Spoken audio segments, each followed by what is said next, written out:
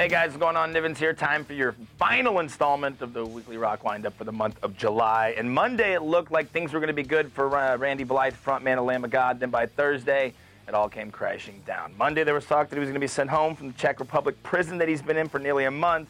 And then Thursday we find out not the case. He's still going to be held there. So Lamb of God having to cancel their tour with Death Clock. In terms of when that's going to be made up, I think right now everyone's just focusing on free Randy Blythe. Well, as many of you guys know, next month on the 17th, the Upwar Festival will take place in Bonner Springs at the old Sandstone Cricket Wireless Amphitheater. On the bill will be Staind. It's going to kick off actually in Kansas City. And this will be somewhat of a sort of kind of fair weather tour for Staind.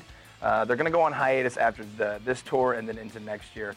Of course, Aaron Lewis, Staind's frontman, saying, we're not breaking up, we're just taking some time apart to kind of go do our own thing. Of course, Aaron Lewis rolling out Country Road, his sophomore solo country album, on September 11th. Well, neither of these fellow gentlemen are rock stars, although one does play in a band every now and again, but he's also an Oscar winner, and he's going to be directing a Bill Hicks biopic, talking about, of course, Russell Crowe. The filming will take place sometime next year. Crowe will not star as Hicks, of course, the late comedian who is a big fan of, from like the band Tool and whatnot. But we'll definitely, I'll let you know more about this as it unfolds. I just think it's kind of a cool story.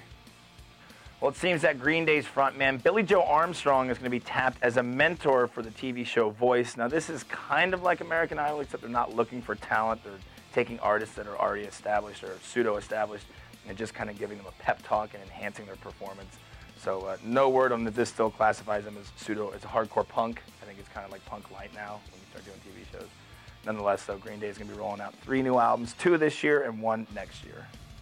Well, 2 major albums are going to be getting re-releases for their anniversary. The first one, 35-year anniversary of the Sex Pistols. Never mind the Bollocks. Here is the Sex Pistols. Will come out on the 6th disc in September.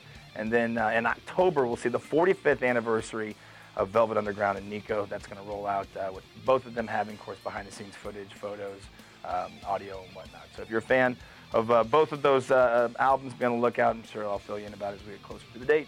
I'm Nivens. Thank you very much for tuning into your weekly rock windup. If you're looking for something to do tonight, I'll be at the Brass Rail from 7:30 to 9:30 with Harley Keys. Make sure you listen, as tomorrow Ryan Westward will be out and about as well. Same thing with Harley Keys. Have a great weekend.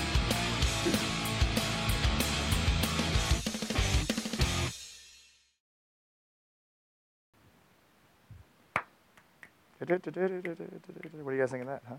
Is that all right?